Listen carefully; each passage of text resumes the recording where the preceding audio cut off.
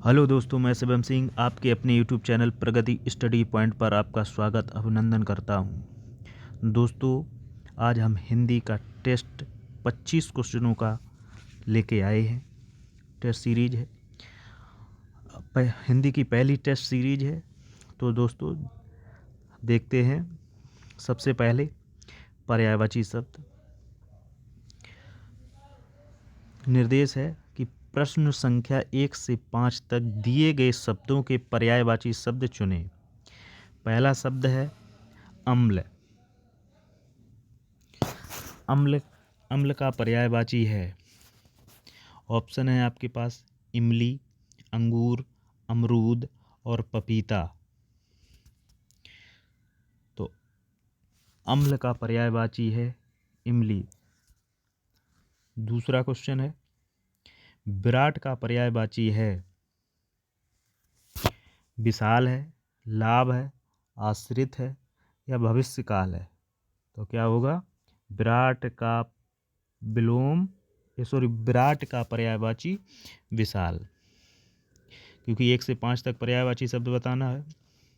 तीसरा क्वेश्चन है आया का पर्यायवाची है धानी।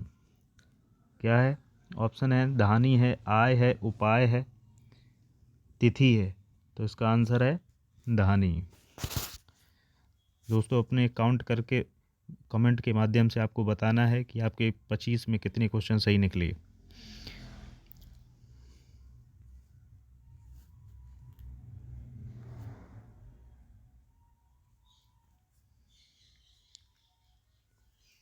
निम्नलिखित में से स्पर्श व्यंजन कौन सा है? सा, जिसको हम बोलते हैं तालब सा, हा, ला और छा। स्पर्श व्यंजन है कौन सा है? छा स्पर्श व्यंजन है। निम्नलिखित में से कौन सा तत्सम शब्द है? ऑप्शन आपके पास है आम्र, आँख, आंसू, ईंट।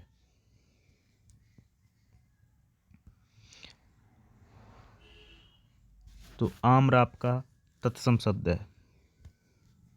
निम्नलिखित में से शुद्ध वर्तनी कौन सी है? शुद्ध वर्तनी कौन सी है? अंजलि, अंजलि, अंजल या अज्जलि। तो शुद्ध वर्तनी है अंजलि। महेर्षि शब्द में कौन सी संधि है? महेर्ष शब्द में कौन सी संधि है? ऑप्शन है गुण संधि, यड़ संधि, वृद्ध संधि या अयाद संधि। तो आपका आंसर होगा गुण संधि। माता पिता शब्द में कौन सा समास है? माता पिता शब्द में कौन सा समास है? ऑप्शन है द्विगु समास, ऑप्शन है द्वंद्व समास, ऑप्शन है कर्मधारय समास, ऑप्शन है बहुव्रीहि समास। तो आंसर होगा द्वंद्व समास। कौन सा? द्वंद्व समास। दाम लगाना मुहावरे का अर्थ है। ऑप्शन पहला ऑप्शन मूल आंकना, पूरी कीमत देना, लागत मात्र देना या मोल भाव करना। तो आपके पास दाम लगाना मुहावरे का अर्थ है मोल भाव करना। क्वेश्चन नंबर 10 है रिक्त स्थानों की पूर्ति कीजिए। ताजमहल ... एक अद्भुत नमूना है। तो शिल्पकला का नमूना है, स्थापत्य कला का नमूना है, चित्रकला का नमूना है या फिर मूर्त कला का नमूना है। तो आपका आंसर होगा स्थापत्य कला का नमूना है। निम्न पद्यांश को ध्यानपूर्वक पढ़िए और उसमें प्रयुक्त सही अलंकार का चयन कीजिए।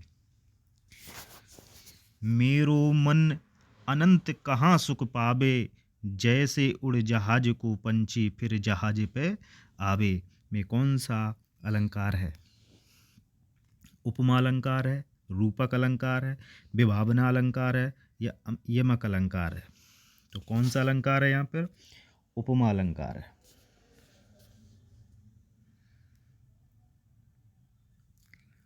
अगला क्वेश्चन है निम्नलिखित में से अशुद्धि वर्तनी आपको छांटना है। श्याम, सम्मान, सुसमृद्ध, या स्थिर? अशुद्ध वर्तनी आपको छांटना है। तो अशुद्ध वर्तनी है आपकी कौन सी है? स्थिर। कर्ण को अधिरथ सूत कहा जाता है। अधिरथ का अर्थ है रथ हाँकने वाला, रथ बनाने वाला, या कोषाध्यक्ष, या चौकीदार। अधिरथ का अर्थ है, क्या है अर्थ? तो अधिरथ का अर्थ है रथ हाँकने वाला। शुद्ध वाक्य चुनिए। माँ बच्चे को दूध धाय से पिला रही है। माँ बच्चे को दूध धाय से पिलवा रही है।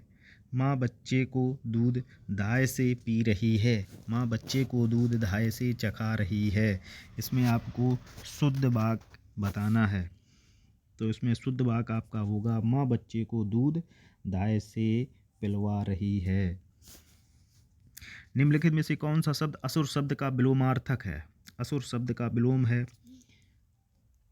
देवता है, सुर है, यक्ष है, या मानव है। तो असुर शब्द का विलोम है सुर, देवता, यक्ष, मानव। तो कौन सा है? सुर। असुर शब्द का विलोमार्थक है सुर। निम्नलिखित में से कौन सा शब्द भेद शब्द का अनेकार्थक नहीं है? भेद शब्द का अनेकार्थी नहीं है। भेद शब्द का अनेकार्थी ऑप्शन नंबर ए फूट, रहस्य, छेदन, या दर।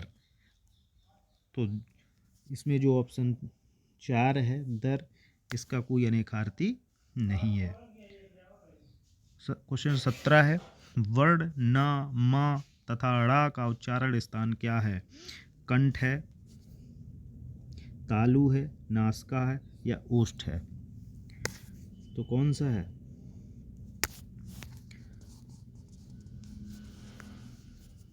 न, म, ड़ का उच्चारण स्थान नासिका है। कौन सा है? नासिका।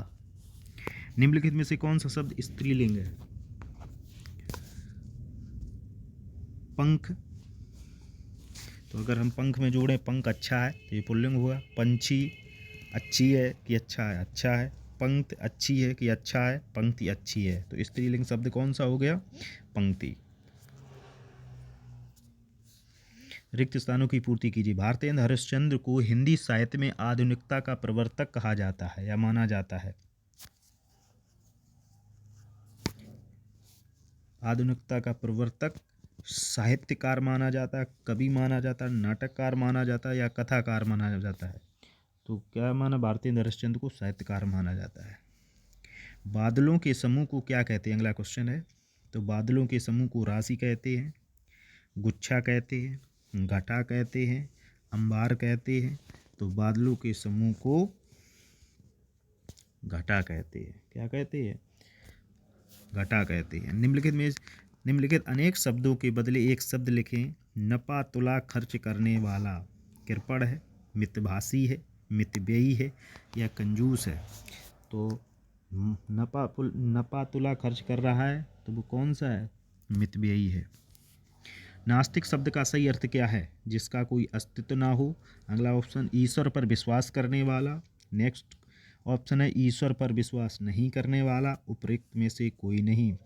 तो नास्तिक शब्द का अर्थ है ईश्वर पर विश्वास नहीं करने वाला, और आस्तिक है ईश्वर पर विश्वास करने वाला। कैंची किस भाषा का शब्द है? तो कैंची तुर्की भाषा का शब्द है, पश्तो भाषा का शब्द है, जापानी का है, अरबी का है। तो किस भाषा का शब्द है? तो कैंची तुर्की भाषा का शब्द है। नेक्स्ट क्वेश्चन है निम्नलिखित में से कौन सा शब्द तद्भव है? बांध तद्भव है, लक्ष्य तद्भव है, लज्जा तद्भव है, या मगधी तद्भव है। तो इसमें जो बांध है वो आपका तद्भव शब्द, बाकी सब अलग है। उद्गम शब्द में कौन सा उपसर्ग है? उद्गम में उत उपसर्ग है, आ उपसर्ग है, अति उपसर्ग है, या उद उपसर्ग है। तो उद्गम में उद उपसर्ग है। कौन सा आंसर? उद उपसर्ग है। तो ये 25 क्वेश्चन का टेस्ट था आपका लोग। यदि ये टेस्ट सीरीज आपको पसंद आई हो तो लाइक करें, सब्सक्राइब करें और शेयर करना ना भूलें। दोस्तों और कमेंट के माध्यम से ये ज़रूर बताएं कि आपके कितने सही हुए हैं। और ऐसी टेस्ट सीरीज अगर लगातार चाहते हैं तो ये भी बताएं। जय हिंद, जय भारत, जय श्री राम।